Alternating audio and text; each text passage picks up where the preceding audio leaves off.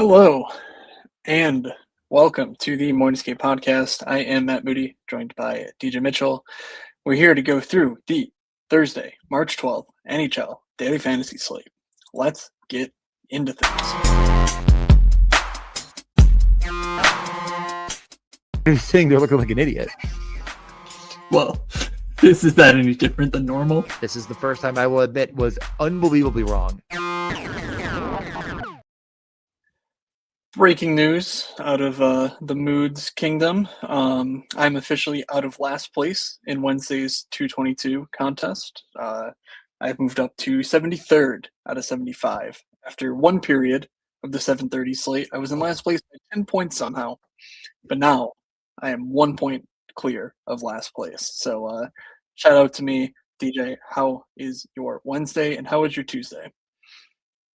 Oh, wow. Tuesday was bad. Nothing I did worked. That was bad. I played the Buffalo line and the Colorado line that I said, and that didn't win. Buffalo McLeod line, I believe. I don't think the Sharks actually ever had the puck for a dangerous chance when Jason Zucker was on the ice. So that happened. Yeah, not good and also bad. And that's all that was. Betting went bad. So Wednesday, things are fine. We'll see if they get there or not entirely, but they're fine. Yeah, I don't know. Tuesday sucked. Wednesday's okay. Yeah, who could have guessed that the line matching up with Alex Wenberg was going to go in for a fucking nuke? Not the field.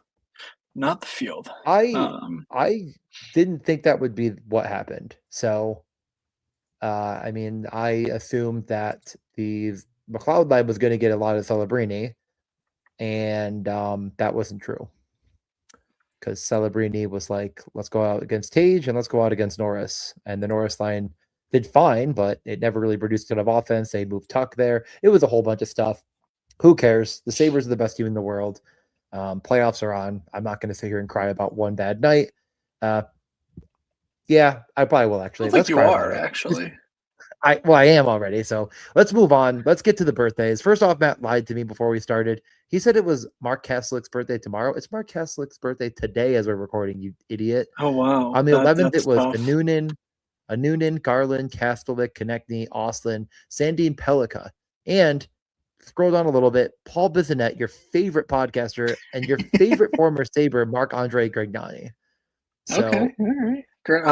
Legendary Amerk, if I recall. Who do you think had more NHL career points, Paul Bissonnette or Marc-Andre Grignani? Biz? I mean, I don't Biz know. by 4. Yeah, he had played like 150 more games. But regardless, we move forward to the much better than Wednesday slate, Thursday slate, where we have Oscar Back, Evgeny Dadonov, and Henry Thrun. I don't think Thrun is even in the league anymore, actually. Maybe? Toronto? Is he? He's on Toronto. Does he play? No, he's probably a Marlies guy. He's probably a Marlies guy. But yeah, Oscar Back plays. Dadonov, I think, also is gone. I have no idea where he is now. No, he got sent down at one point. So, yeah. So tough day for birthdays. Slate looks good. There's 14 games. The NHL back at it again with a 2-gamer and then a 14-gamer. So lots to cover on only 2 back-to-backs. So yeah, lots to cover here though. Indeed. Very high energy start, I think. Tuesday bad, Thursday great. Here is the rainbow sheet for good old Thursday. I almost said Tuesday again for some reason. And yeah, they are officially just blocking all. If you're on the YouTube, which by the way, if you listen to the podcast feed, DJ's YouTube channel, link in the description, all that fun stuff. Come watch, come hang out live on the evening before when we do these. Looking at the rainbow sheet, there's a decent amount of red, a bit more so than I think last slate for whatever reason, but a lot of green spots. Anaheim, Toronto looking like the game of the night once again. That didn't really pan out on Tuesday. Winnipeg laid a giant egg, and Anaheim mostly got depth scoring. So nothing really to see there. A few spots of note that stood out to me. Buffalo against Washington. Washington on a back-to-back. I feel like the field is pretty hip to Washington just not being good, and in fact, I feel like we are higher on Washington than the average person. So a little uh, probably likely to see Buffalo ownership steam in anyway, but interesting nonetheless to see them there. Dallas at Edmonton really stands out. Didn't work out for me on Tuesday. I played a Dallas one stack with the St. Louis top line, and Dallas did absolutely nothing. So that set me back considerably. But they've been controlling play and dominating and whatnot. Otherwise, pretty much what you'd expect. Maybe Vegas is a bit unexpected, up in the top ranks of expected goals for, but there's no other spots that I'm like, oh my god, I can't believe that this team, quote unquote, looks good. But that is before we get to the game by game and very niche breakdown that we do here on this very show. Anything you want to discuss off the top here? No, I mean, there's 14 games, so even if you think something is kind of chalky or could be really chalky, it probably won't be as bad as you think. And I think Buffalo, we're going to cover them, but there's plenty of reasons to believe that ownership gets spread out between their lineup. So yeah, we'll just get to it in game by game, talk about any changes we saw and any changes we might expect. So let's get to game one, San Jose at Boston. I think, revisionist history aside, like it didn't work out anyways, but I think one thing that you said to me was like, well, I mean, again, like I didn't know it at the time, but like Buffalo 2 or 3 of everyone called the Norris line ended up being a lot chalkier than I expected, mainly because of Josh Stone's price. And Boston 2 was like the same play at way less ownership. Didn't matter because it didn't do anything, but I did find that to be kind of interesting. I think Boston is just a pretty solid team all around. Like they're decently healthy. They can roll 2 lines that are decent, and I don't really respect San Jose outside of Macklin Celebrini, so I'm once again not planning on playing the Sharks unless if it's Macklin Celebrini. I took a really hard look at trying to fit in Celebrini with McKinnon and that Sabres situation, but it just felt like I couldn't find a lineup that worked. His price has dropped a smidge to 9,200. Not a bad play. He only had 1 shot, 1 goal against Buffalo, and still, and because of that, he had to get the blocks bonus because why not? The Macklin Gobert had to at least get something going. So yeah, Celebrini, Graf, Smith, or nothing. I'm never touching that second line. It absolutely stinks. And without Eklund or even a healthy Eklund, because he sounds like he's pretty sick, I'm just not going to go dumpster diving. Although that line is somewhat intriguing, kind of for future reference. Yeah, they called him game time decision. That line is 11K, 22.5 expected DK points last 10 games, but only in really large field stuff would I dip down to that level, especially when on the other side. Yeah, I mean, well, what I was gonna say about the Sharks is like they don't really play a second power play very often at all. Like the top units out there for so much, and like Celebrini and Will Smith stay out there. It feels like the whole time. So it really is hard. Like Eklund's going to get out there a bit. He's going to jump over the boards first for whomever. But it's just like, yeah, I think the depth is tough to click on here. But the Foley's price is nice. But yeah, let's move over to Boston. I guess I feel like every slate. I also what narrative. BC and BU for Macklin and Will Smith. Yeah, 100%. I mean, yeah, never mind. Lock it in. It does make you think. All right. Well, you corrected me on Mark Kaselich. Doug's AI agent has a lot of explaining to do. Really glad I paid 7 cents to OpenAI to use it for this slate. That's really did me dirty. But yeah, Boston not expecting changes from the Kings game. Kuznetsov, Lindholm, Pasta, Middlestat, Zaka, Arvidsson, Isimont, Minton, Geeky. You mentioned the second line's price. That line is 10.8K over the last 10 games, almost 24 expected DK points and 28 actual DK points. Like just insane stuff for how cheap that line is. Very low floor as well because they don't get the premium minutes and they don't have David Pastrnak and the team can play snoozers like they did against the Kings, where I'm pretty sure there were like 22 combined shots through 2 periods.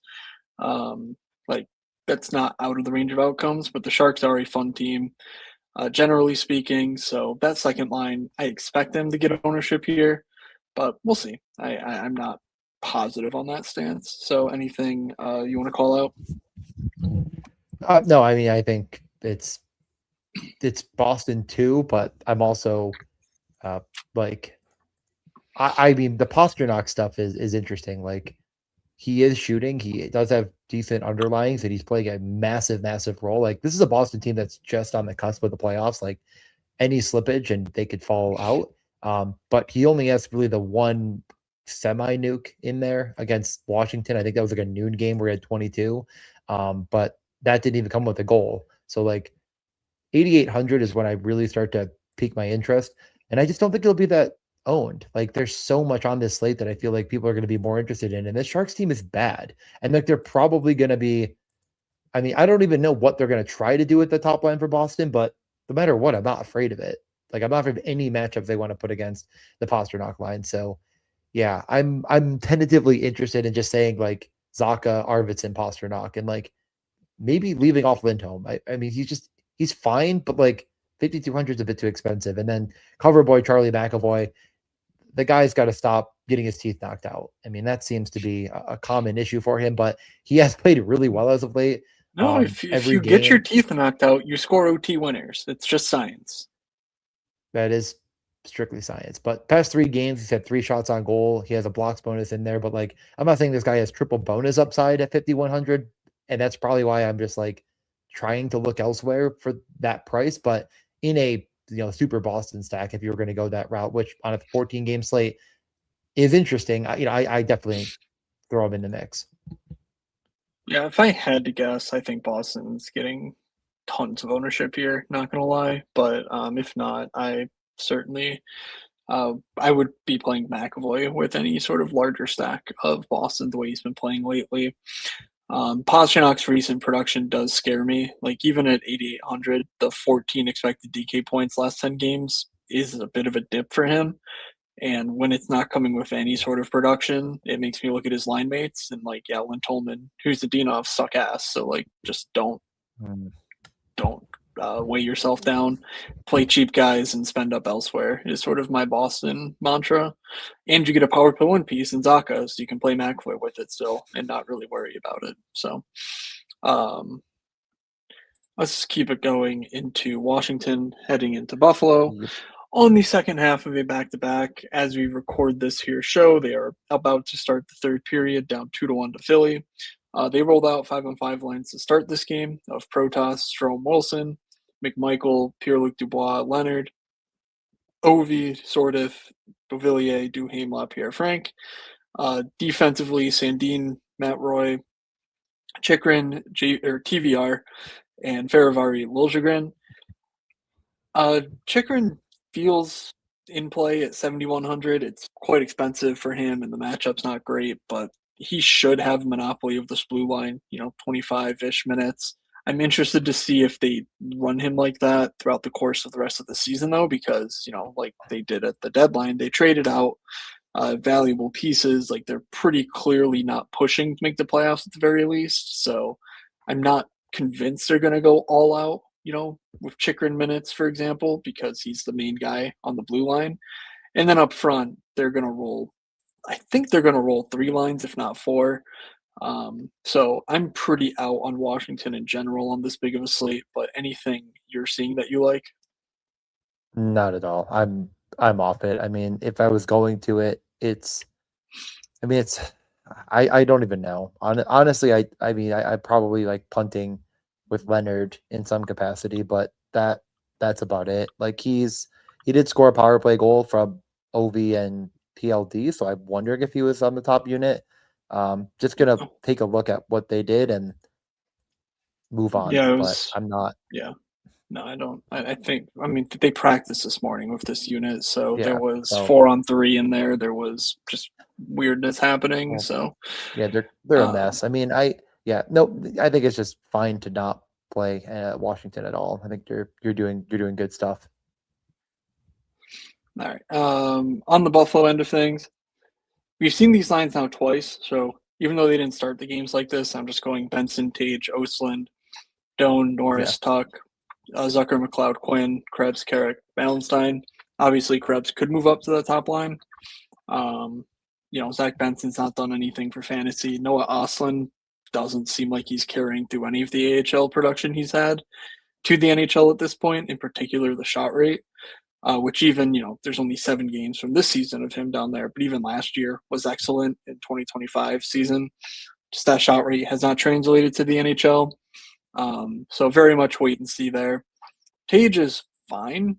I just don't see myself playing Sabres in all honesty.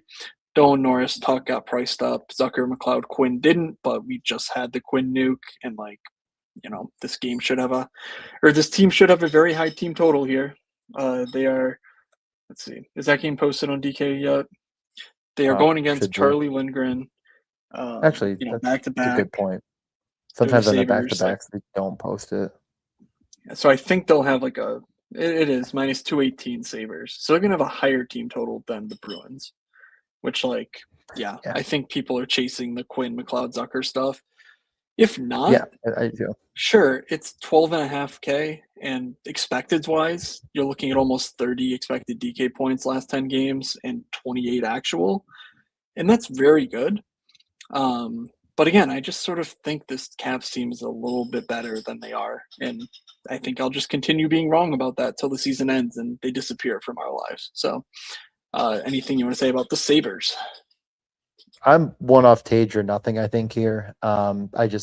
Maybe I take another stab at the Doan Norris thing, but with Tuck on that line, I feel like he should be in that mix, and he's too expensive at 6,200 for the shot. The floor is pretty bad. I mean, I know lately he just has points every single night, and he is involved in, the penalty kill and all that stuff. He can block a couple shots. Like, there is a floor on him. I'm not saying there's no floor, but he's just probably Seth Jarvis with extra steps. And at 6,200, I just don't think it's worth it. Like, it's much better than whatever Seth Jarvis is, like 7,500, but it feels pretty dependent on both of his line mates coming along, and everything is getting priced up here. So no, thank you. I think, like I said, 8,200 for Tage. I feel like this configuration, if they do roll with it, it's going to scare people away from that top line. Benson's done nothing. Austin's done little, but at least, power play too, at the very least. And we've seen him score on the power play before. I think that's going to keep people away from Tage and push them more to these second and third line. I'd rather just Tage one off, hope for the Giga Nuke, maybe throw an Austin with it. Honestly, maybe even Ben's, like one or the other, and just hope that one of them gets 2 points, along with a Tage absolute, put the slate away 4-goal night or something. Yeah, and it was a bit of a blowout, so TBD for certain. But Darlene did only play 20 minutes. They did manage to ramp down Samuelson, Byram Power minutes-wise, so they are less appealing to me with Logan Stanley in the lineup. So that's like a small thing last that I think podcast. is relevant. Darn, someone said that last pod. Oh, it was me. I said that was going to happen, and it did. Yeah, we just weren't expecting Stanley to be in. That's true. Well, I said I expect him to be in, and then the morning skate happened, and they're like, couldn't happen. Now, I'm going to ask you this before we move on, and I know nonsense time is to a minimum tonight, but why could Uyghur play in 42 minutes and Stanley not? I mean, even if you say Stanley has always been on a Canadian team, but Tanev hasn't, Pearson hasn't. I don't get what happened. But they've played in the U.S. before. That's my assumption. I don't know that for certain. Yeah, but Pearson has and Tanev have played in the U.S. before, not Stanley, but they said none of them. They said all of them are visa issues. That's what Ruff said. He said all 3 of them are visa issues after the skate. My guess is that they could have played, but they were telling us they couldn't, so that their feelings weren't hurt. But I don't know. I just wondered if maybe it could be a New York State thing. I am an idiot. It could be a state by state issue. I don't know. But it seemed like there was a decent trend line of players who had played in the U.S. before, where had easier times integrating. But I don't know. Maybe there's a time limit there too, where if it's within a certain amount of time or whatever. Yeah. But I honestly, I work in a space that I deal with a lot of people in like pretty high HR roles. I might even ask, there's a couple of companies we work with. If I ever get on the phone with one, I'll be like, "Hey, you have Canadian and American employees. Is it like infinitely harder in New York to get people like that switch?" I wonder about that. I may end up asking somebody on a call and like make it sound like it's for work, but really it's for hockey. I like Kitty's ways in. They fired all the people that process visas, except, no, you're wrong, because I saw on Twitter that every other team besides the Buffalo Sabres, they immediately Yeah, it's process their only the visas. Sabres. See, So they that's that fired all of exactly. the Buffalo Sabres fans that process visas. There, Come on. the thing is that the NHL has always been out against Buffalo, and this year they can't stop them, and they're doing everything in their power to do so. They're It's all pulling about the out all Sabres. the That's what stops we're now. Yep. okay. Let's move on before I really derail this podcast. We're 2 games in, 14 games late, 20 minutes in. Let's get over to our sharpest take that neither of us, I believe, followed up on. That was the St. Louis Blues, especially the first line. The only bad part about the Blues was Robert Thomas did get injured in the game. I don't think we ever got a hard and fast rule on what's going to happen there, but only played 16 minutes and didn't play, I believe. No. And no, No, he's fine. I He thought missed a bit of did he come he back? suffered a hand injury, and then after the game, they Yeah, said that he's going to have to play through it, but that he's not going to miss time. So, hand injury is not great, and I assume that's what it was. He took a puck to the hand, left the ice, and all set. But then he came back, so it's a little concerning because again, the recent shot uptick is why we've been so interested in Robert Thomas. But that line is obviously playing like dynamite. Snuggerud was the guy I left off in a 4-3-1 stack yesterday. I had to make the hard choice of Thomas Harley and Maverick Bork for the star stack over Snuggerud, and didn't work. Wouldn't have worked anyway because Dallas completely failed, but might have min cash or something. I don't know. But yeah, Holloway, Thomas, Snuggerud, obviously the best line here. They're going into Carolina. It's not great. I think we just move on because we're not touting guys against Carolina, in my opinion. perfect. Keep it moving. Okay. Let's get over to Carolina. On the They Carolina are side, the same Carolina team that I always fade. Are you going to play them this time? I mean, still no Shingasspare last game. Nikishin got up to 20 minutes. He scored again. This dude is just an absolute baller. I feel like if 20 minutes is even within the range of outcomes here, now admittedly, that's almost entirely because they just benched Riley. And I don't know if that's going to happen again here. They went to overtime where Nikishin, I think, played some. I didn't watch that overtime, but yeah, Nikishin played shifts in overtime. So it's not it's largely power play dependent for Nikishin's ice time, getting above, the 15-minute range. But because we saw it, at least, I'm ready to dive in if we get Gostisbehere out still, which I imagine he will be. Just because 3,200 for a goal scoring defenseman is really hard to find. And, Nikishin should have shots. He should have blocks in his arsenal. And it sucks to not have those extra 5 minutes. But if randomly we do get 20-minute spikes, I think you can afford the floor risk there with him. I don't know. That could just be a weak brain take, but I really was concerned that he would be playing 12 minutes with power play time, and that just hasn't been the case with no Gostisbehere. Yeah, it was a pretty penalty laden game on both sides. So he got a little extra power play time. He definitely got a little bit more 5-on-5 time, I think, because of him not killing penalties. But at the end of the day, I still think, I don't know, I don't want to say it was like weak minded not playing Nikishin last slate. Like if that goal doesn't happen, if it just gets deflected wide or something, he absolutely, like, he was fine because he got the assist, like still was there, but like he didn't smash. But I do think going back to him is still very just. And I think the one thing that we said that I kind of stuck to is like, if I'm not stacking him, I'm not playing him. I think that we were proven wrong on that take. I remember during the game, I saw tweets that Nikolai Ehlers like definitely got hurt really bad. I guess that just isn't true. He's fine. Not a clue. Did I dream this? Seems like he played a lot. Yeah, I don't understand. I remember seeing a tweet that said he got hurt. and it was bad. No. Yeah, no, they say they dodge a scare. Oh, I mean, yeah, I I'm guess just saying what I read he online. missed 7 minutes in the second period, but Yeah, but like, okay. I mean, I thought I saw the video. I'm gonna go back and look again. It looked dangerous, like really dangerous. And then he left the game, and I think a lot of people feared it was much worse than it was. But it sounds like he's fine. But that's the good news for the Hurricanes. But yeah, is there? I mean, I guess all of this to say, is there one player that you would more than likely want to stack with Nikishin if you were going to go that route? Is it top line or nothing? Yeah, I mean, just shout out to Seth Jarvis once again, sneaking right below the bar that I set for him.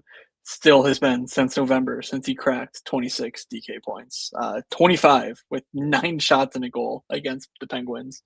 Really, really testing my mettle there, but we're still touting it. If this guy can't get above 26 DK points, he does not belong in my DK lineups. Therefore, 7,500 Jarvis, I'm out. His other line mates, I don't care about. Stall Ehlers, whatever, but I'm not doing it. I would play Nikishin alone if I'm playing him. Fair enough. Fair enough. Let's move on to Columbus at Florida. A real strange game here. Like, let's just dive right in. Columbus kind of fighting back into the playoff race. I feel like this was one of those spots that you absolutely like justifiably didn't have to play. You didn't really get punished for not playing them, but like everyone kind of got involved a bit here. They won 5-2 over Tampa, and then the Tampa chalk kind of, I don't think they were even that chalky, but Victor Hedman was like 40%, so he was chalky, and I'm sure it drove up some of the ownership. But they move Cole Sillinger to the top line. They still have a very, very good cheap second line that's going to get overlooked.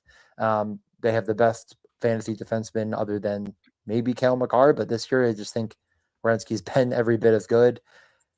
Are you considering clicking the Columbus button? Yeah, it's interesting. I almost wonder if that Sillinger top line thing wasn't matchup specific. They were on the road, so they didn't control the matchups necessarily, but you kind of would expect that the Kucherov line would get a decent amount of, um, the shutdown line would get a lot of like the Fantilli Marchenko unit, which actually doesn't look like happened. So, you know what? They went out against Werenski pretty much, it seems like. So I don't know. Cooper seems like he kind of had a plan and then had to scramble it when the team came out completely flat. So all that said, I do wonder still if the Sillinger thing just reverses itself and Marchment goes back there anyway. So TBD. In any case, Florida's getting Reinhart back for this one. They did play kind of well against Detroit. I I don't I don't know. I don't love fading Columbus because, like you're saying, they are the one team with the most motivation, in the league right now that is not currently in a playoff spot. Like there's really like, they're playing so well and everything else that um I'm looking at this lineup saying like, yeah, you can find fantasy producers here. Florida has been a team that I've wanted to pick on for a bit now. And then I saw freaking John Gibson come in at like 20% owned and people actually playing Detroit last slate. I think Mo Sider was like 15%, which, again, it's Mo Sider. It's not like he's totally point dependent, but it's like if people are buying into that, like Florida's cooked, then maybe we just look at the individual pieces and say like, okay, well, let's not chase road matchups where, the field is insistent upon something that I only sort of lightly feel um, is the case. So I'm torn in many directions for that reason. Adam Fantilli would be where I want to build around, though. I just think that betting on the talent profile there. So obviously Marchenko, Fantilli would make the most sense, and then not playing Sillinger would be a priority of mine. So I would hope to get Marchment news if that were the case, or you do just a power play stack for Ferensky or Coyle or Marchment, I guess. But I don't love doing that when random clicking donkeys could luck into that line stack when it's not actually correct. So I'm going to go Yeah, with the slight no to me, though. yeah, I think slight no is totally fine. A little bit less correlated this way, but Zach Werenski's come down from 9,200 to 8K over the course of like a couple months, and I still think he's every bit worth like like if you're playing Columbus, it just feels like he's coming along for the ride in a slate winning type of a team. So I'd play Werenski, I'd play Marchenko, and maybe add Fantilli, but maybe not. I mean, there's just sometimes you look at a player and you just say like you can watch him play, look at some of the numbers, and you think like, well, this guy's got to be, leveling up. But 44 points in 64 games, he just isn't as involved as you'd like to see, and it feels like it comes in waves with him. So you want to catch him on the right time. He had 5 shots on goal last game. Like maybe this is a situation you just jam it in anyways, but it's tough. Florida is mainly dead, but they're not playing dead, and they're playing their top guys big minutes. The top line for them last game was Verhaeghe, Bennett, and Kachuk. Verhaeghe wasn't on the top power play. That has always been the case forever. I don't think he's allowed to play on the top power play no matter what he does. It was Samiskevich, a podcast favorite, and Lundell, with Kachuk, Bennett, and Ekblad. No Reinhardt, so if Reinhardt returns, someone's going to lose their spot. You will. Lundell, right? Reinhardt will back and Lundell return. out, you think? No, Samiskevich will come out. Yeah, because Lundell's the lefty in the Marchand spot. Well, tough break for the Mackey Slappies. So, with all that being said, it's a good spot. It's not going to be a very popular spot. It's not very expensive. Bennett and Kachuk, like I feel like if you just were looking for a pair of guys with massive, massive upside, you just can't find much better than them at this price. And yet no one's going to play it. So are you brave enough to click on Matt Kachuk and Sam Bennett at home against Columbus? Yeah, the main problem is that Anton Lundell's 4,300, and like that's where I would want to build around. I don't know what the lines will be, but I assume it'll be Reinhardt with Lundell. Again, could be wrong. It could be freaking Lucerine and Lundell Rodriguez, and then just Reinhardt dragging around Jesper Boakfist and Tomas Noshak or something. Like, I mean, that would be the funniest outcome for sure. But Lundell, to me, feels like the guy that I want to be sort of in on for the new role. Now, that doesn't mean you can't play Bennett Kachuk with it, but that's just sort of where my head wants to go as far as like capitalizing on this new information. I don't trust Ekblad in the power play 1 spot with Belinskis in the lineup. Belinskis was good there, and Ekblad is Aaron Ekblad. So, like, why is he still power play 1? I'm not positive. But yeah, like Kachuk Bennett are good. I just probably want to stay away from this game. Like, sure. I don't know. It just feels icky. All right. Well, let's talk about a team that you are so much more interested in. That's the Calgary Flames, who traveled to New Jersey to play the Devils in a game. I like the Flames. I like the Flame. What is it going to be like to game stack this? Have I been muted this whole time? I hear you. Oh, hold on. I've heard you the whole time. My microphone a while ago. I changed the mic input. Oh, okay. Yeah, it sounds better now, actually. Yeah, interesting how that works. I was like, it's so much better than it was, and I guess I didn't even notice. It's going to be shocking for listeners. Probably just like, whoa, why did yes, thank you. This is why I constantly know you before we go live, saying, "Hey, you sound like shit. What's going on?" And then you're just like, "Oh, you sounded." Thank you for that. Okay. Anyways, this is one of maybe the lowest total on the slate. Yeah, what I was saying is I like Calgary because they create game environments that are good for fantasy. Now, I hate New Jersey, so like I'm not touching this game whatsoever with a 98-foot pole. There are 4 5.5s. One of them is decently minus money. Do you want to try to guess if this is one of them? The lowest of the the least amount of like juice on the over is this game. This is the lowest total of the night. I think you could guess another one of them, but I'll Rangers Winnipeg. That would be the second. I think maybe you could have guessed it, but Vegas. St. Louis and Carolina is minus 142 on the over 5.5, so I have to simply hand it to them. The other one's a little bit surprising, but it's Chicago and Utah. Okay. Yeah, sure. I thought that was a little bit odd. But this is the lowest total of the night. It doesn't mean there's nothing to play here, but it does to me indicate being, It does kind of mean that. I mean, I'm not planning on playing anything here, but like, I think if you put a gun to my head and said, "Is there any good plays?" I'd say there are. Like, there's like 1.5 Yeah, good plays. Calgary got absolutely stomped by the Rangers. Calgary was And actually somewhat owned. So yeah, well, they're super cheap. Yeah, that's the problem. So not falling for that trap once again. Don't know what the lineup will be.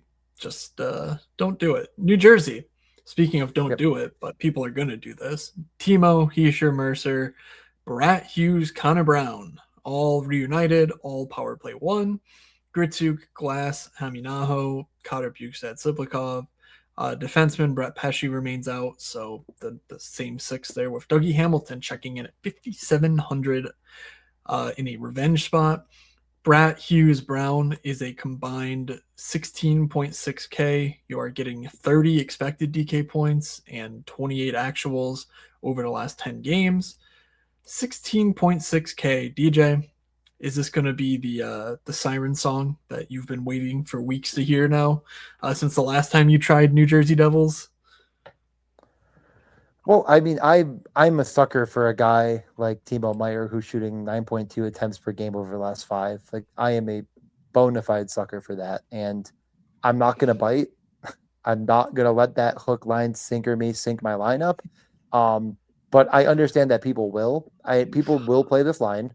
People will play it, I think, a lot more than you'd expect, and it's cheap. And these are name brand players.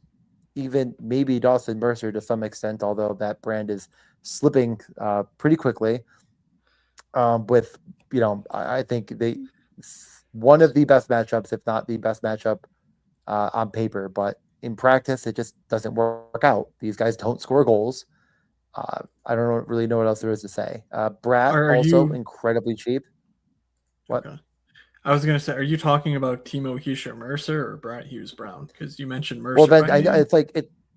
Yeah, well, I mean, I was kind of talking about that line. Then I was going to say, like, additionally, the second line or first line, however you want to look at it, is also incredibly cheap and all power play correlated. People might go either direction here, but I'm going to go the direction of not playing either. I think gun to head, I would just stick with Timo, Heischer, Mercer line, though. Door number 4. Arseny Gritsuk, Cody Glass, lock it in, make some money. Anaheim at Toronto.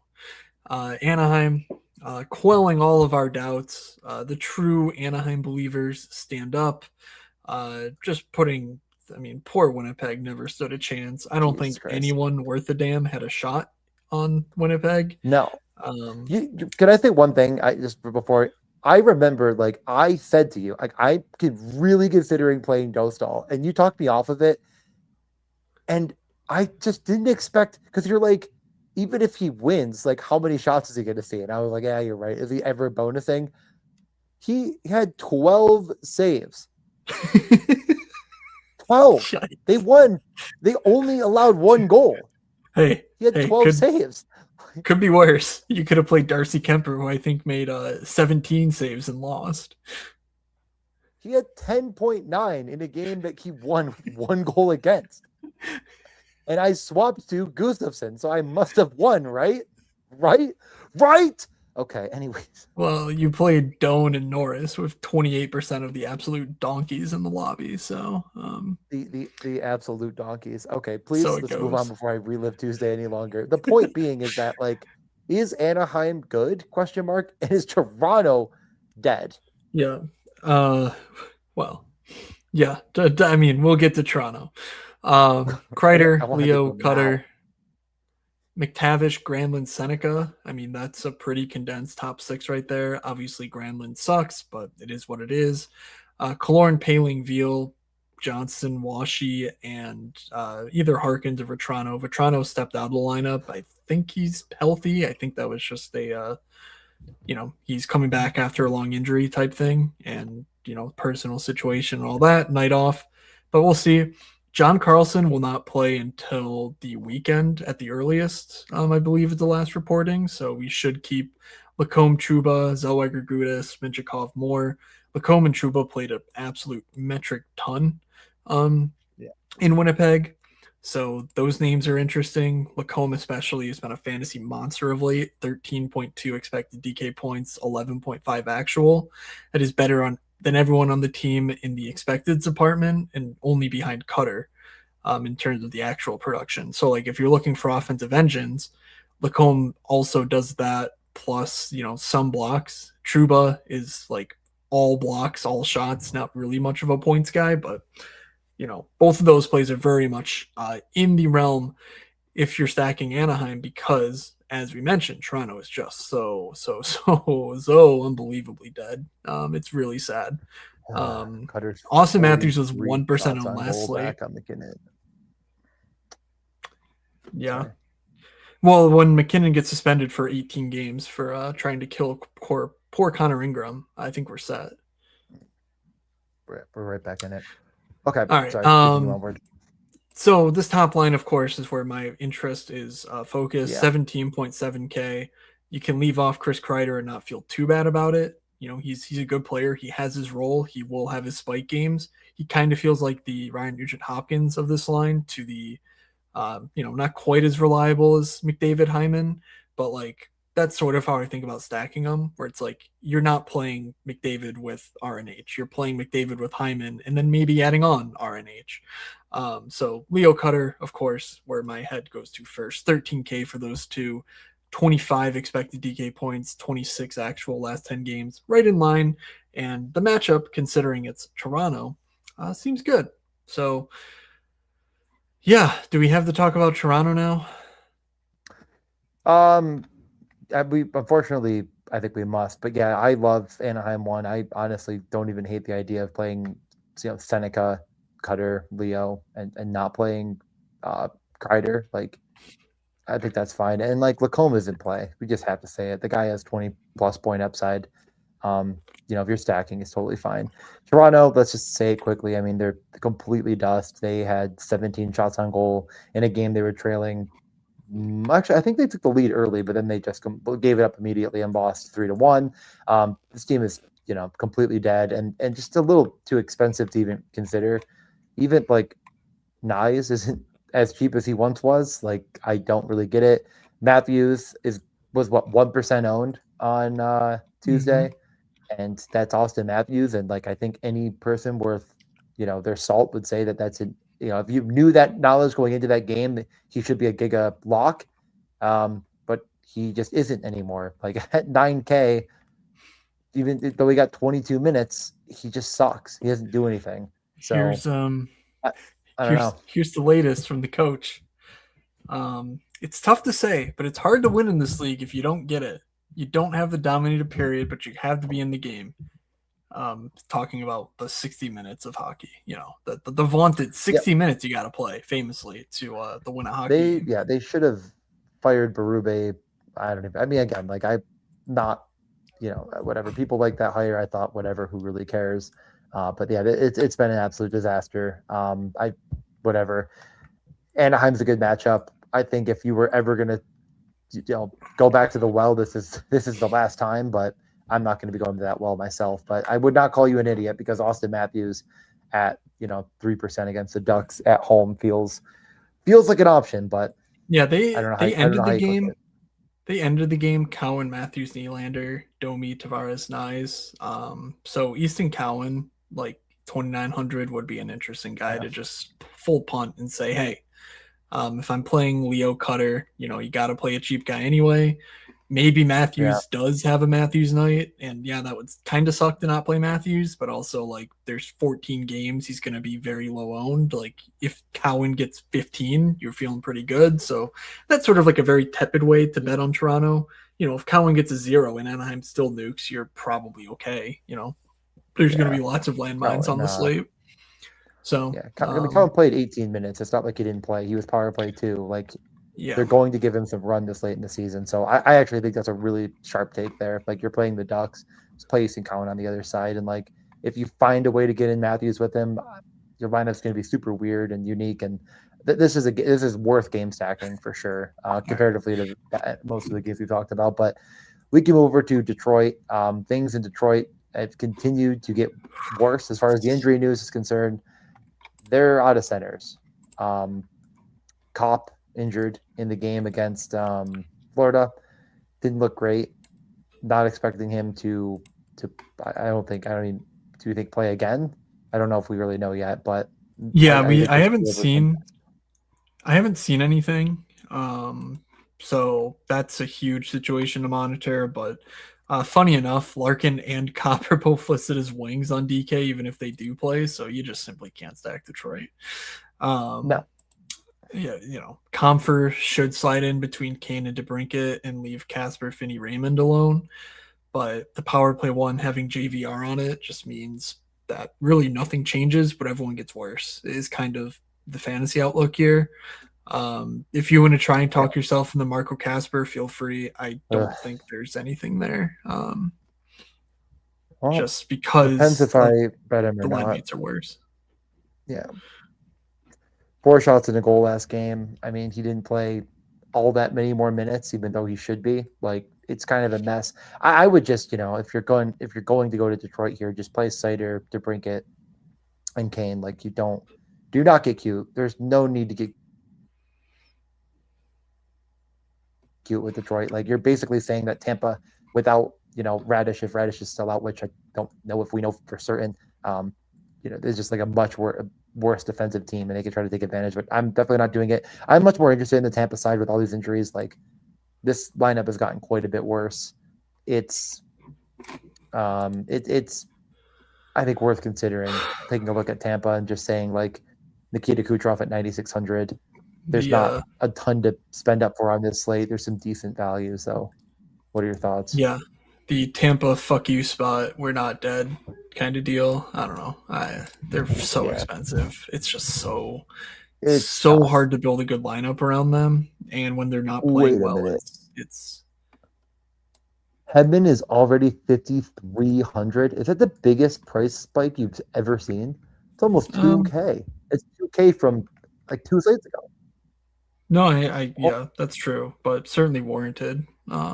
It's warranted. No, I just was about to say, does Hedman make it worthwhile? And then I stopped. I was like, holy fuck. He's how much? Okay, so yeah, that's tough. That is also tough. Not positive on Darren Radish.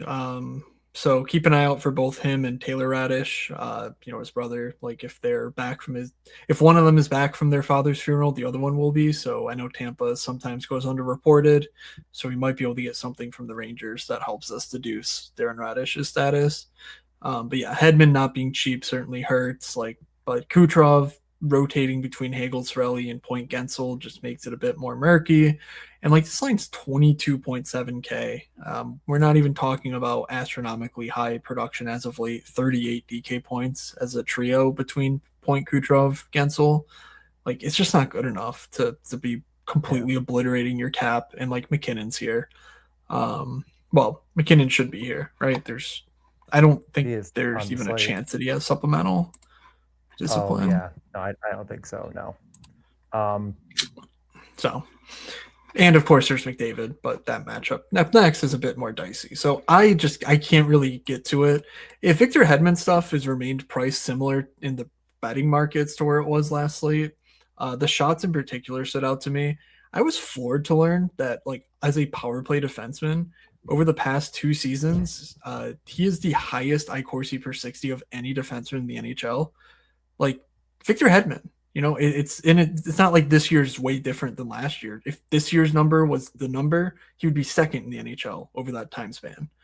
So he's a serious, just, cannon guy from the point where he's just trying to get pucks on goal.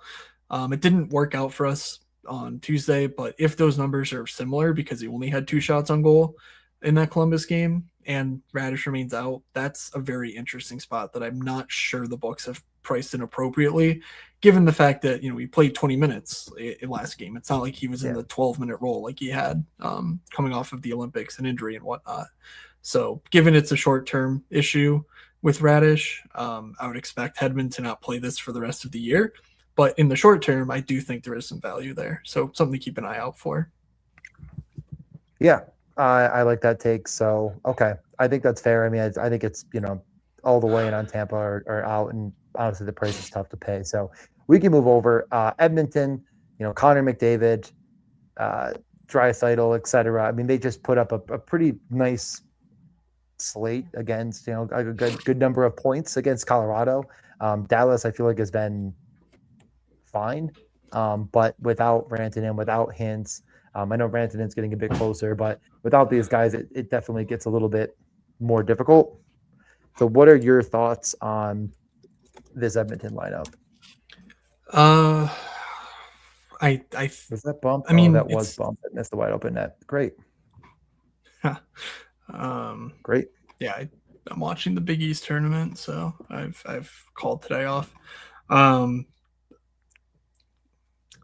I don't think there's any changes for Dallas inbound, so they've been playing quite well. I used the Harley clip that I had last show about like his time on his performance, on ice wise being just so much better. That like Miro, Lindell, even if you can avoid them, now Harley's playing well, so there's not like a Draisaitl, secondary thing to consider.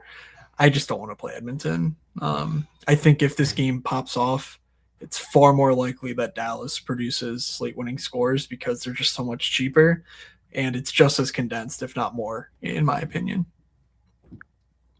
Yeah.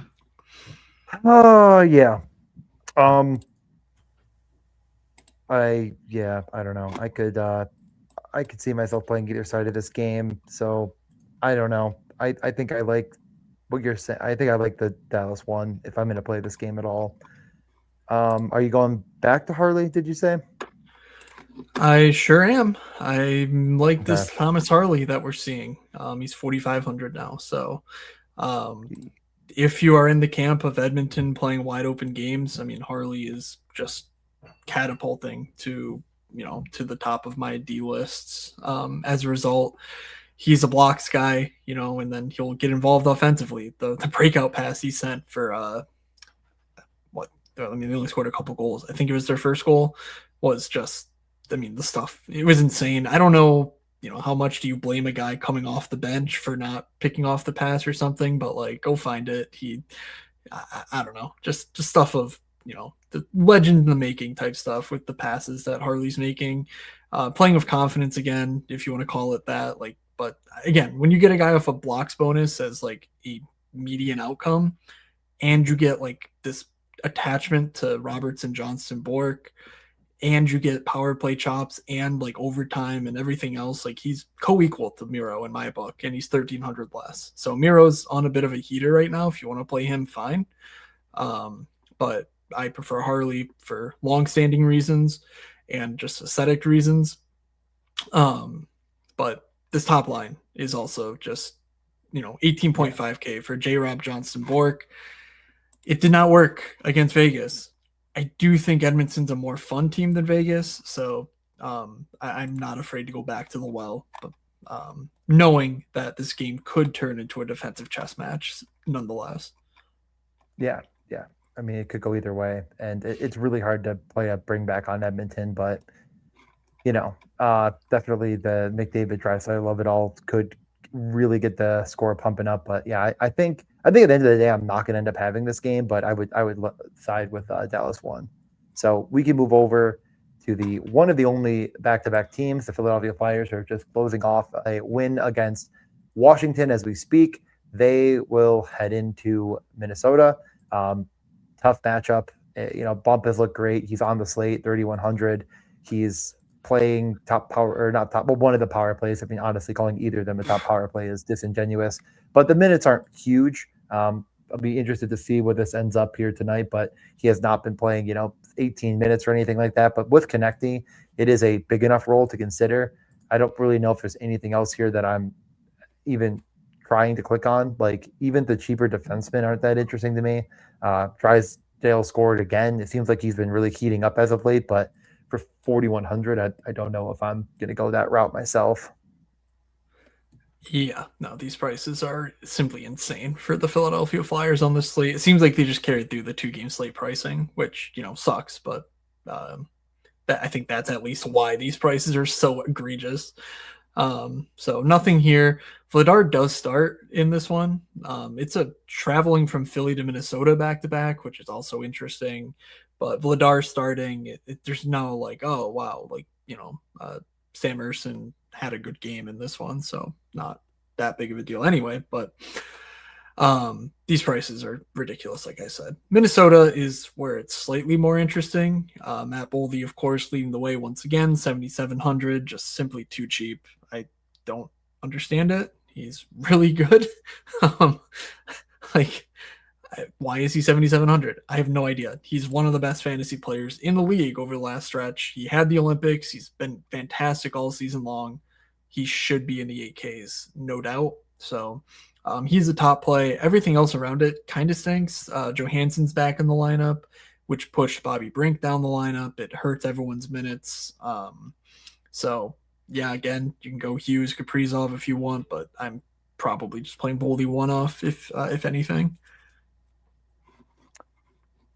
Boldy one off's awesome. God, I mean, I would love to find a way to play Kaprizov, Boldy, Hughes.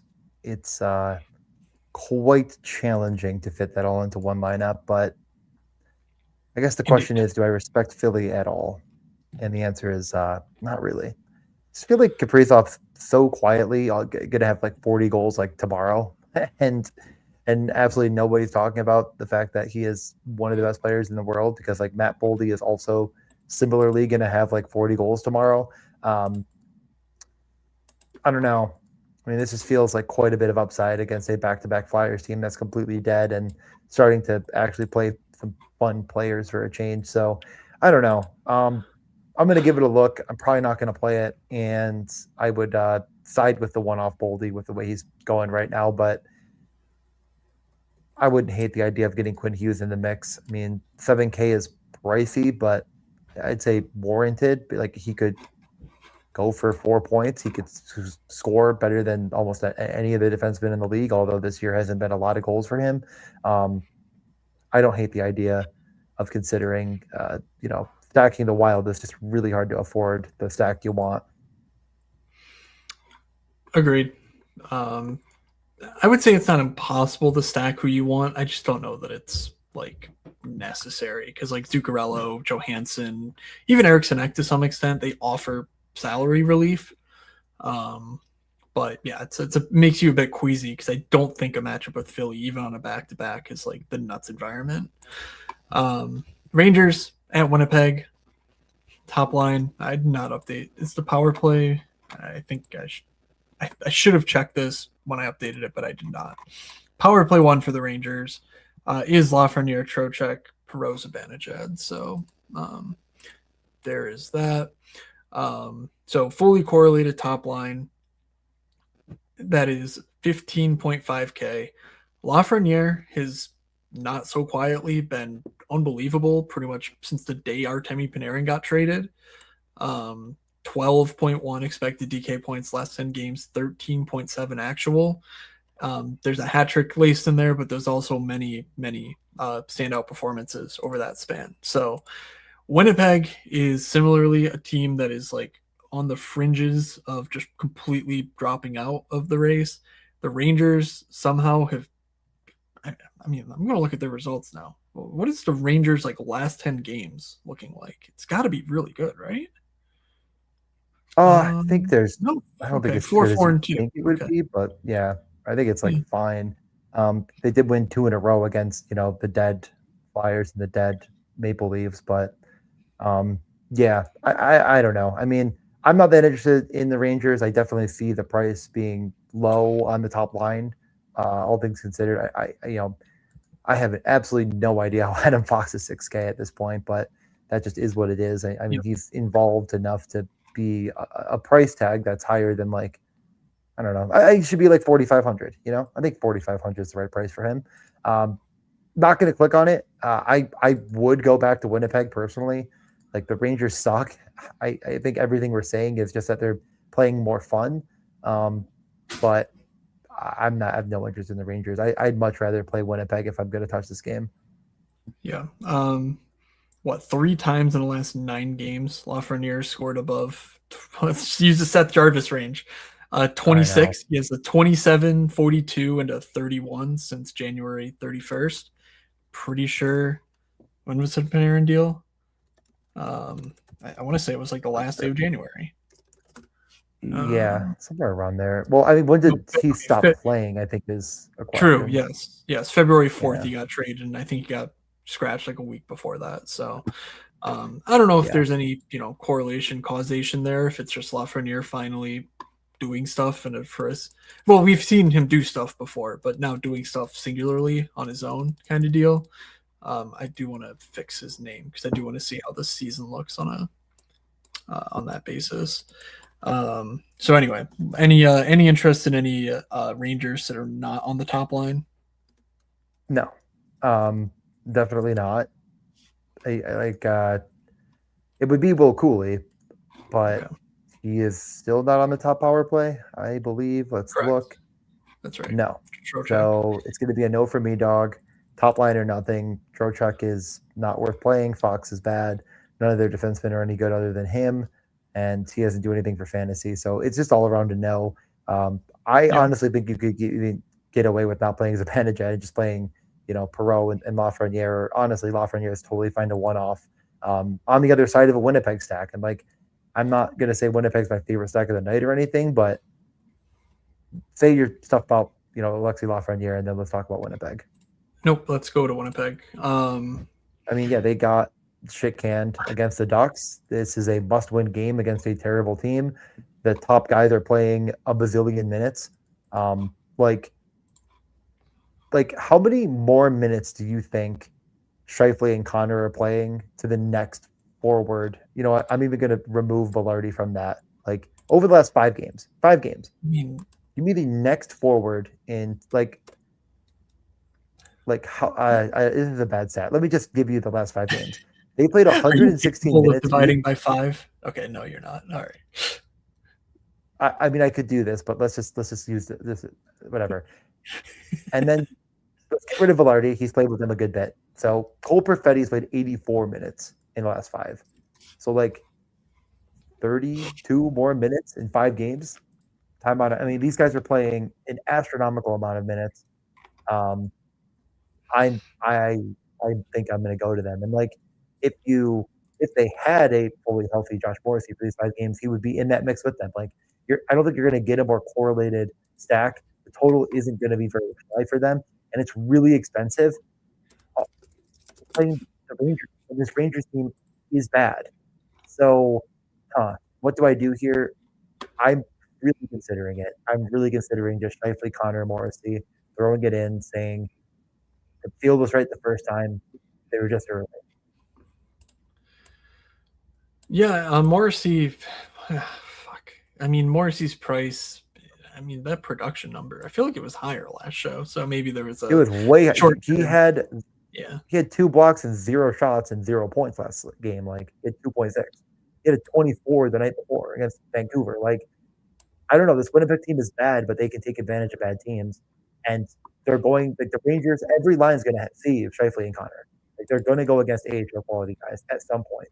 And even if they're not, even if they go out against, I mean, the best line for the Rangers to match up is got to be Trocheck, Cooley, and Brodzinski. Does that scare you?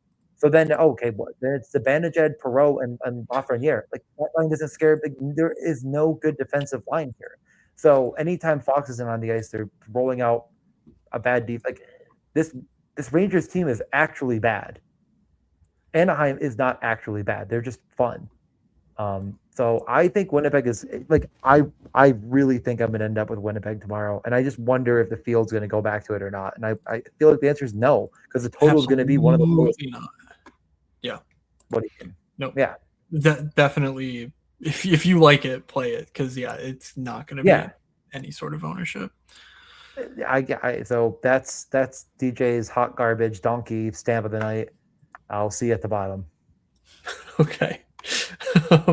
Hey, I love when you get some cold hard takes on this show, because once in a while, if you got to stand for something, you have to. Exactly. Scheifele and Connor are going to play over 23 minutes. Morrissey's going to play 27 minutes. that's just what's going to happen. And like, if you want to throw in Velarde, if you want to throw in Perfetti, go right ahead. I like, it is what it is. It bring it back with Lafreniere. Like, this team will give up goals as well. So like, 4-man stack: Lafreniere, Connor, Scheifele, Morrissey. Take it to the bank. All right, keep an eye out for Velarde or Iafallo top line. They continually rotate them and are very annoying about it. So that would be something to watch for. Chicago and Utah, another game that I personally am sprinting away from. Chicago, the last time they played Utah, dominated them, so it's theoretically possible that there's something one way or the other where it's, bad again, or it's a Utah saying, yeah, screw you, we're better, whatever. The 5.5 total seems to give it away. Intellectually speaking, just can't do Bedard playing with Ryan Green and Andre Burakovsky. Congratulations to Burakovsky for scoring last game. He's now up to 2.27 DK points per game last 10 games. Yes, with a goal, he goes up to 2.2. Just come on, like, give him someone who doesn't suck out loud, and maybe we're talking. But I mean, I think it's like everything that, again, I've said before about Bedard, it stays true. He's my only interest in this entire game. I mean, it's him or I guess Gunther. I mean, he's like, again, let's just think about it. Would I rather play Dylan Gunther or Seth Jarvis? 1000% Gunther, because he actually has a ceiling. Would I rather play a guy that's just a couple hundred more than Seth Jarvis in Connor Bedard? Absolutely, because he has one of the highest ceilings in the world. I just think this is a really bad game environment, and I'm just not going to have the salary cap to get to them. But there's really no one else in this game I am interested in playing, barring maybe some news or notes that I'm not thinking of. But until Chicago puts real line mates around Bedard, it's just tough to click in this matchup. Yeah, I don't know what Sergachev's status is. I didn't see anything. Maybe there's something out there that's more thorough, but like, if you have a blue line with Sergachev, Dersey, Schmidt, Marino, Uyghur, like, it's not anything that I want to be picking on. And on the Utah side of things, the Nick Schmaltz contract did hit this morning. 18.3K for that line. If it sticks, they are coming off of a loss of their own. That is quite ghastly. 5-0 to Minnesota. So kind of expect line changes here. Don't know what they'll be. They didn't really do a ton in game to get off of Keller, Schmaltz, Gunther, but so we might not even see that stick. And if we do get something, McBain playing with Gunther and the center position works or something, then maybe that would draw me in. But paying, top mid-tier prices for them is really not something we do. Even, considering Gunther Goat is like all Gunther Goat considered. All right. Is 3,900 JG Paterka something? Like, he's obviously going to be power play too. Yeah, I mean, just play Jack Quinn, the better of the formers, or no, I'm just kidding. I don't know. I mean, I'm not going to play it. If he played 13 minutes. I mean, the guy they were losing all game, and actually, I think the first period was 0-0, but then after that, they were losing all game, and he never played because he's just not that useful. So no is my answer, but I get that the price is super low, and like, him and Hayton are an option along with all the other cheap stacks we've already mentioned. But we get over to Colorado in a very good matchup. The Seattle team they wrote me back in to thinking they might make the playoffs, and then they break my heart against fucking Nashville at home. What a joke of a franchise. Colorado, on the other hand, they played really well against Edmonton. They just didn't quite get it done. McKinnon only with 14 minutes of ice time because, as Matt already alluded to, he got in some trouble. Him and Connor Ingram are no longer friends, I have to assume, but he was kicked out, right? I mean, that's just right. Am I not losing my mind here? I feel like I was in a fever dream when you sent me that, and I watched it, and I thought they said he got kicked out and he played 14 minutes, so I'm sure that's true. But if he didn't get kicked out, I mean, he really wasn't on pace for a huge game, but that line was really good still. Kadri, Nachos, all correlated, power play 1. I do think this will be one of the higher owned stacks of the night, and another reason why Winnipeg won't get much ownership, because Winnipeg one is, albeit more, I mean, it's got to be a little bit cheaper, but it's not much. But to play Connor, Shifley, and Morrissey, so I do think this will be one of the higher owned stacks of the night. Any thoughts against that?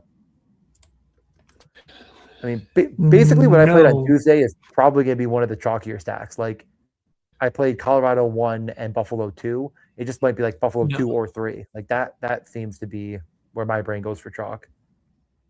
Yeah, I mean, that sounds about right to me. I wouldn't expect them to break up McKinnon, Nachos, and Kadri there. Certainly makes sense. They could go, Big Val or Colton, or like Landeskog is out. I'm pretty sure Lehkonen remains out. So options, and Kadri makes sense. Yeah. Nick Waz probably I guess he's the guy on the third line here that I'm kind of missing, and well, there's one other guy, whatever. Kadri is very interesting. McKinnon, sure. Nachos feels the guy that, like, if this team truly hits its ceiling, is the producer. Like, they need a Rantanen-esque figure to do the lifting on the power play. And just no one stepped up to do that at this point. So Nachos feels like the guy that they're trying to set up for it. Watching Kadri there, Nelson and him are sort of interchangeable, and they're not really using the bumper play just yet. They're probably... My take is that they need to figure out the perimeter before the bumper becomes threatening. Just we need to see something from their power play before I start really seriously considering stacking Colorado at these prices. That's honestly what it boils down to. Yeah, they can get me a 5-on-5. It happens. But 22.5K, even if you consider someone slightly cheaper, it's still around 22-ish K. Ross Colton make it like 20K. Like, we're not dealing with incredible values here. So 5-on-5 production only has gotten the job done, but I just can't imagine it's a sustainable thing long term. Yeah, I largely agree. And like, we'll go over to Seattle, but I mean, is Seattle a team you actually want to try to take advantage of? I mean, the issue with Seattle is they're going to probably roll up Chandler Stevenson against McKinnon or whatever. But at the very least, Chandler Stevenson can like kind of try to keep up with McKinnon. And even though he'll be bad, he'll maybe not get destroyed at 5-on-5, hopefully. Like, I had both games up late last night because it was one of those slates where, everything's over by 10. And so there's just 2 games going.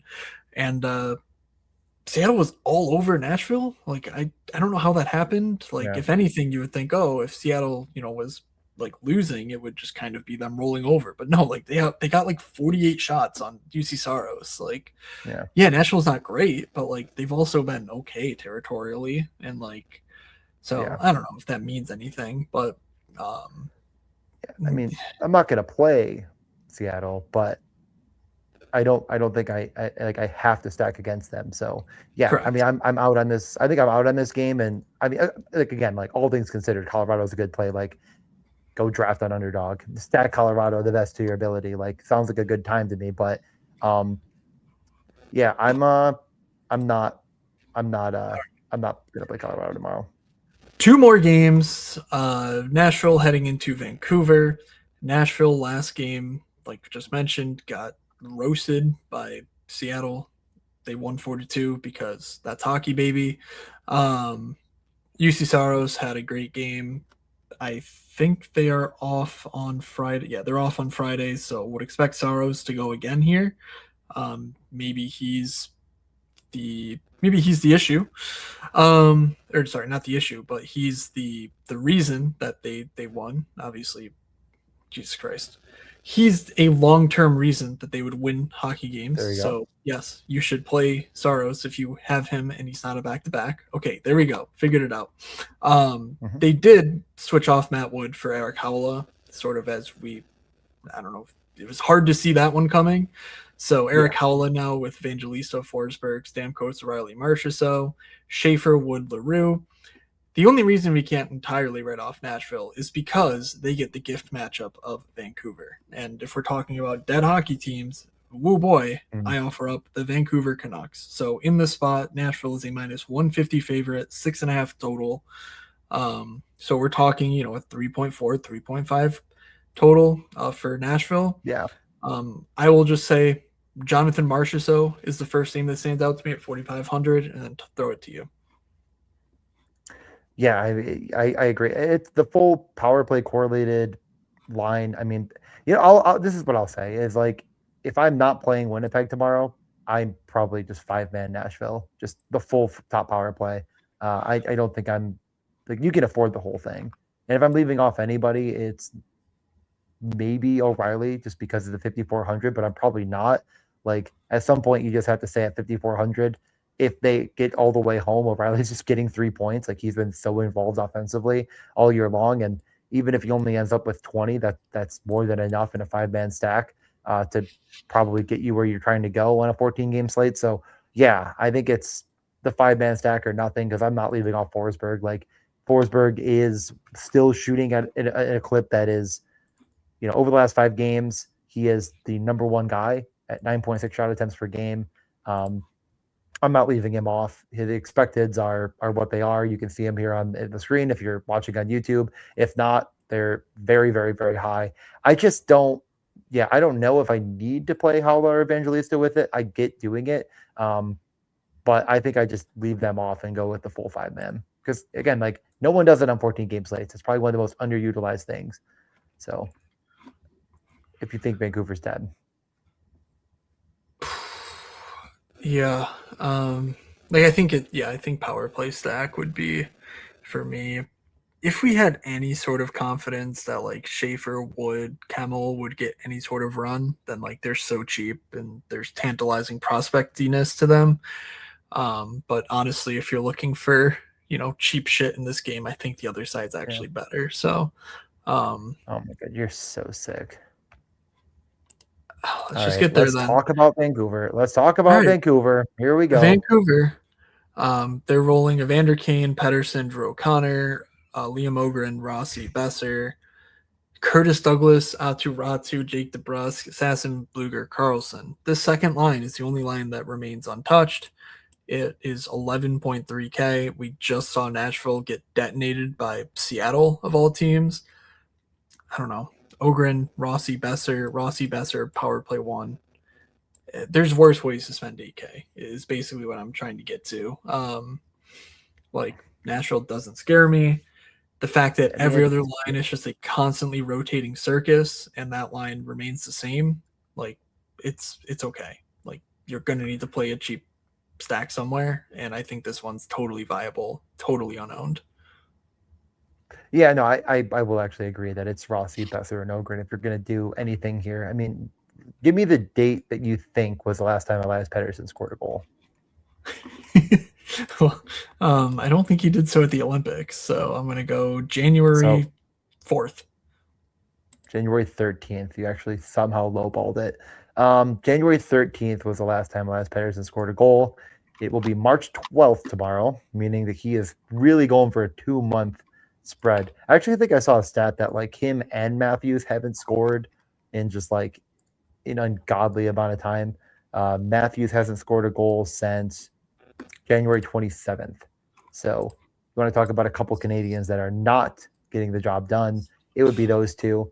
It's tough sledding, but yeah, Nashville just gave up 40. Let's look at it again. 45 shots on goal to the Seattle Kraken. Not great. They're not good defensively. They never were. They never pretended to be. I could actually see Ogren, Rossi, Besser being a pretty viable option. This feels like the Moods dudes cheap stack of the night. I can't argue with the option to click on those buttons. At some point you have to stand for something, and I will stand for Liam Ogren. Yes, certainly. He's getting minutes. He's playing 17 minutes, and I feel like he was Matthew Wood before Matthew Wood was Matthew Wood, but he's actually getting a role and using it, and this is a goal scorer through and through. So yeah, I'd be interested. Yep, process related stuff not looking great, but in terms of actual results, it's a little blue. There's a little bit of blue in that game. So again, just the pricing there is all that drives my interest. All right, final game. Pittsburgh heading into Vegas. Pittsburgh will remain without Evgeny Malkin. Sidney Crosby, I believe, is either completely ruled out or extremely doubtful. So we are going to see more of the Igor show. Igor Chinikov playing with Raquel and Rust, Mantha Novak Koivunen, Soderblom, Kindle Hayes. Did that stick throughout the Carolina game? I assume it did, given the result there. But and then Erik Karlsson, a bit of a resurgence from him. 4,900, 11.6 DK or expected points per game last 10, 11.1 actual. Very good stuff from Erik Karlsson, who, as of a week or so ago had looked pretty terrible on paper. So maybe the Olympics, rejuvenated him or something of that sort. Or just playing in meaningful hockey games did the trick. It's been a few years for that for Erik Karlsson. Yeah. So any thoughts here on Pittsburgh as they head into Vegas? Yeah, no, I mean, Carlson, the numbers that he's producing are solid, but yeah, again, like 9.4 shot attempts per game over the last 5, and you spread that out to 10 or what? Damn. No, that's it's a lot. Oh, only 38% of them are getting on the goal, but even at that, at that clip, I mean, you're just hoping for some sort of upside. So I would definitely consider it. I mean, Igor Chinikov is still way, way, way too cheap. This is a tough matchup. Don't get me wrong. Like, I still respect Vegas, but it was a tough matchup against Carolina, and Chinikov played 22 minutes, 26 seconds, had 4 shots on goal, a block, and 2 assists. Like, he certainly got there against Carolina, who I'm more fearful of than a Mark Stoneless Vegas Golden Knights team. So I could consider a 2-man Pittsburgh stack of that nature. I don't really know if I can tell you, I'm not spending up for Brian Rust. But I don't mind that 2-man kind of cheaper stack at all. And like, if you had the cap, you could throw in one of the thirds. I think I honestly kind of prefer Raquel over Rust, but I could be convinced. Yeah, I gotta say, I'm pretty leery of Vegas right now. Like, they're without Mark Stone, so that's a huge part of it. But they just don't seem adequate. And having Shea Theodore around back into form would certainly mean a lot for them in that respect. But I do struggle to see this game really becoming a boat race of any sort. So like Erik Karlsson makes sense if you're just looking for a defense piece, but the forwards here, I understand the appeal of Chinikov. Certainly don't hate the idea, but just thinking through how this game goes, like if I want to game stack games, this is pretty far down the list. And then you go over to Vegas, and it's like, I think people are clicking on Pavel Dorofeyev, in all honesty. Maybe I'm wrong. Braden Bowman. Like, I just feel like people get here somehow, and that's a little concerning to me, because I can't really see the way that this like fits into my lineup that in a way that I'm feeling great about it. When lock hits, and then I got to sit around all night and wait for all the spots that we have already talked about to happen before this one. So, anything on Vegas from you? I mean, the pricing does make it interesting, like I just said. Yeah, it does. I just think that I'm probably finding a way to get to Jack Eichel as well. Like, the role couldn't get any bigger. The shot volume has also flourished over the recent run. I mean, 2 of his last 4 games are shot bonuses, and the other 2 were 4. So just on the doorstep, like, this guy is really, really taking on quite a lot of the workload.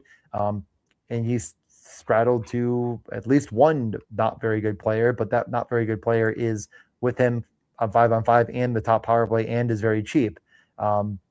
Being like, you can click on Bowman at 3,300 if you're playing Eichel. Like, he is playing a very meaningful role and can accidentally tap one in from in front of the net. Like, he's going to be in front of the net in the power play. It looks like. I hope they go to Theodore. It looks like they gave Theodore a little bit of run on that top unit. The top unit hasn't worked, so probably should change something.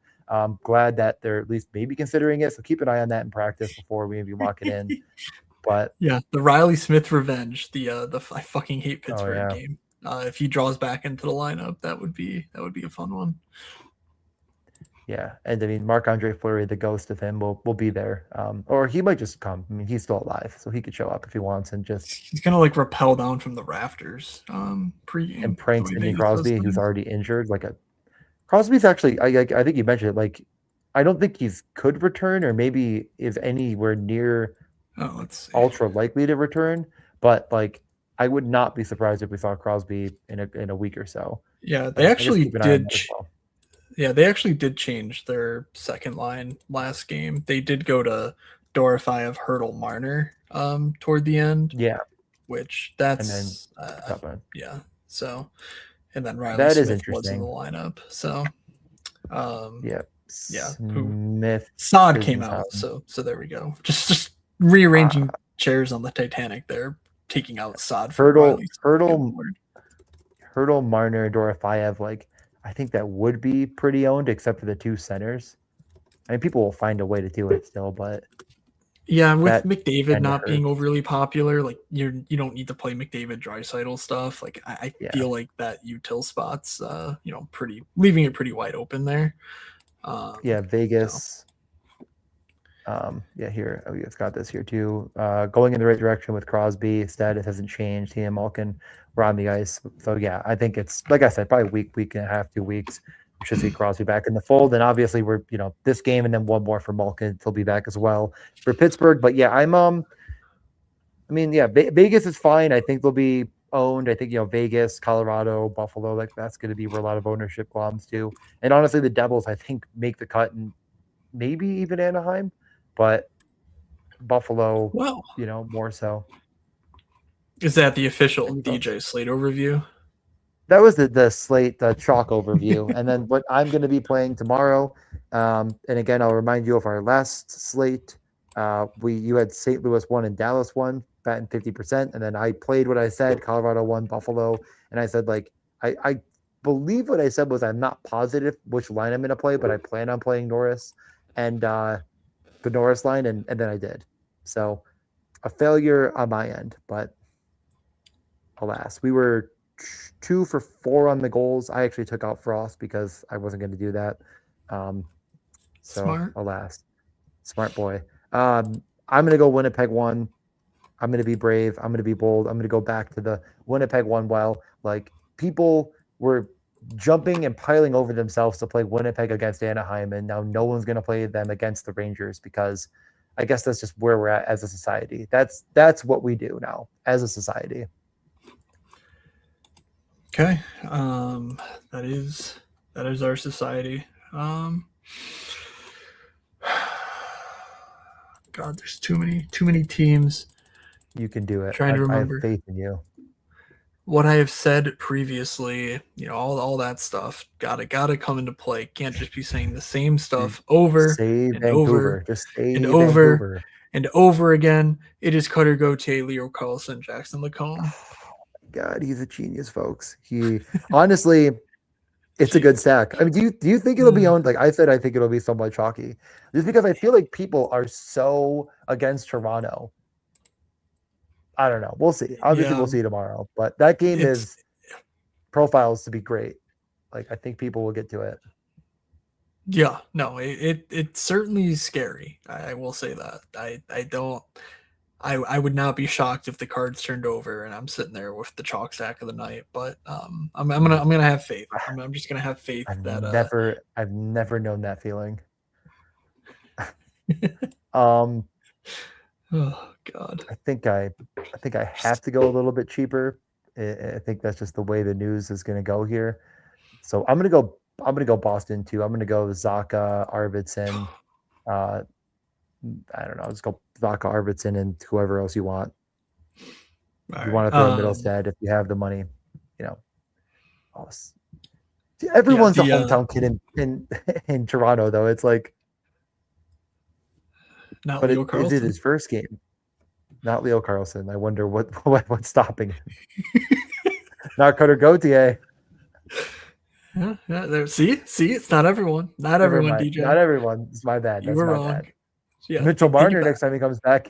That's the most important part about Mitchell Marner coming back. He's from Toronto. Okay. Famously. I've given you a lot of time to run through this. I have used some none point. of that time to think about the DFS slate for me, a stacking standpoint. Were you going to take Boston too? Was that your plan? I'm gonna go Lafreniere's advantage at Perot. Screw your Winnipeg stack. We want alphas. Lafreniere without Panarin ran the numbers. He has a 23% shot rate above the league average. That is up from about 8 or 9% on the full year. So he is shooting more. The primary points are through the fucking roof. It is not secondary assist driven.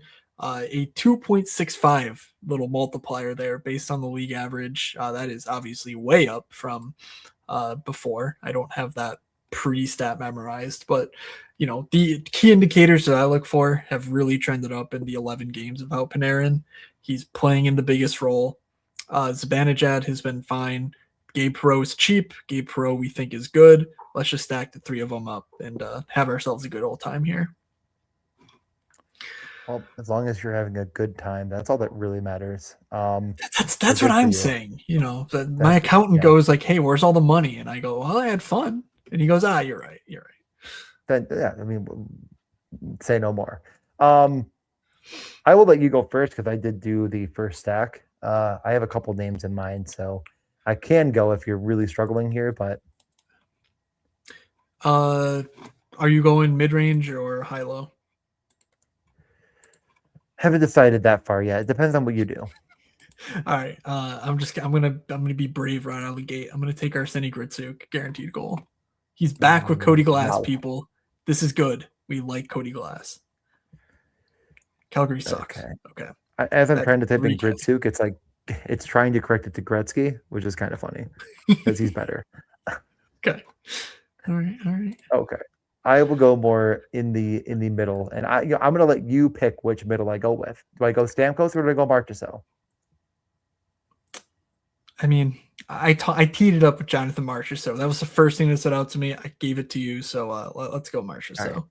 I'll go Marchessault then. I think both are excellent calls, and whatever you want. All right. I have 8K. Jason Robertson 7,900 going up against the Edmonton Oilers. The goals party will roll through. Dallas has that highly concentrated top line. Failed me greatly on Tuesday, but they are coming back, seeking revenge on Thursday. Jason Robertson, my second guaranteed goal. I do like that quite a bit. I will go. You know what? I'll go with Dorofeyev. I'll drop down a little bit. I mean, he's got two pretty dang good setup men to go along with the fact he's shooting a bunch. Marner and Hurdle. Someone's going to get that puck to Dorofeyev, and he's going to bang it home. So give me a Dorofeyev, Marchessault. You took Gritsuk like just an insane person, and J-Rob like a smart person. Who is the 3K guy that you're going to sub in tomorrow? Is it going to be Alex Bump 3,100?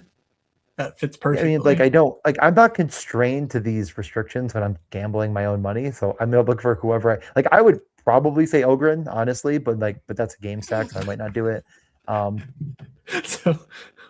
Interesting. If I'm going interesting. Well, let's see if Reinhardt's in because Sam Miscavige would make a lot of sense. If Reinhardt's out, I'm gonna take a good hard look. Don't put me in a corner yet. I got to see what the odds are. Well, the thing about DJ is you back him into a corner, and that's when he starts fighting the best. He's just like the Toronto Maple Leafs, certainly doesn't hit the fetal position and start crying the way that they do. All right. I got to get to building my golf losing lineup. I'm actually thinking about playing Scotty Scheffler. So, oh boy. We've reached peak levels of crisis here, people. Alrighty, that'll do it from us.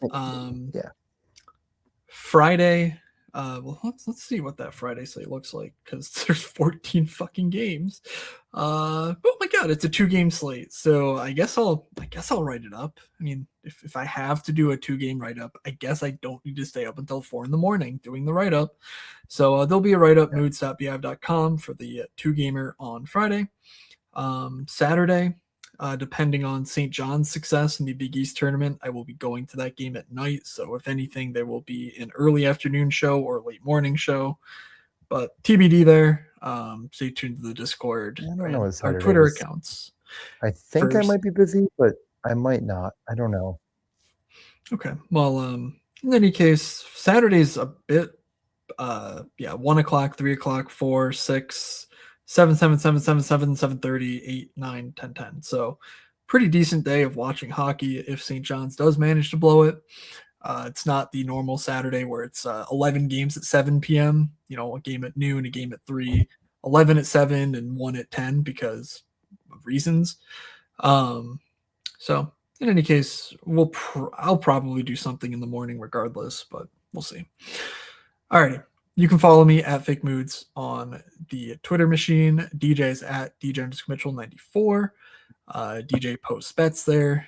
We also have a Discord betting channel, so DM us if you want in the Discord, where we just throw our bets in there. If you're looking to, follow us or get some ideas for your own personal play, and then of course the Discord is the best place to sweat out slates, tilt that whatever random nonsense is ongoing. I've recently discovered that hockey Twitter is actually bad and full of dumb people. Shocker! People in the Discord. I've been trying to tell you this. Do you want to know how much people have been like I thought, to say one thing and I'll move on. I thought everyone was on the same page that like the John Carlson trade was a massive overpay for the guy. You should hear these people. Like that is the number one trade that anybody made at the deadline was to get John Carlson in Anaheim. And I'm like, I'm not like mad at them about it, but like that's the best trade. That's the one.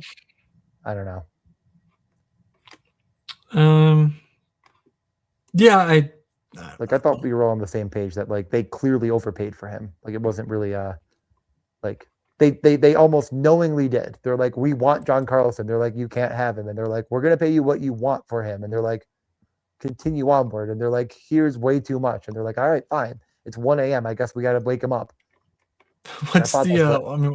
What's the condition on the pick? Because I thought it was like the latest of 2 picks, and one of them's like Colorado's or something. So I don't know. I kind of feel like we don't need to. Nothing. Yeah, we don't need to beat the drum too hard here. But yeah, no, like the majority of hockey news is instant reactionary to exactly what's happening in that moment. And not the. And again, that's what drives some of this ownership. Like, if I think we were being objective over the whole course of the season, the Rangers suck. Anaheim is pretty good, but since like very recently Anaheim was horrific and the Rangers have had 2 good games in a row, everyone's like not going to play Winnipeg, even though everyone played Winnipeg last. Like, am I wrong? I mean, DJ, if you want to sit here and have me tell you why your stacks are great, we can do that. I don't think that's why people are here, though. No, you're a rambling donkey. I think we should go talk about why Scotty Scheffler is going to steal all of your money. Sorry, I have to move my wife's car because she's pouting as she's pretending to get ready to do it. Yeah, your keys are over here already for me. That's perfect. Thank you so much. I will move. All right, I will move your car for you. All right, if I can drag this out for another 3 minutes, I think DJ might get decapitated on air. Which she's not even mad. She just made like a very sad like, oh, and I was like, I'll do it. Like, we just got to move it across the street for like 2 more weeks. That's awesome. Anyways, though, I do want to talk golf maybe for a minute. Are you doing the lineup? I will be doing a lineup. But let's close things out here. Thank you to everyone for hanging out with us. We had more people in the in watching live than normal, so shout out to those people, and obviously anyone on the pod feed or the YouTube feed. We appreciate your attention to this very important matter. All right, that'll do it. From Doug, from DJ, from myself. Have a good Thursday, everybody, and we will see ya.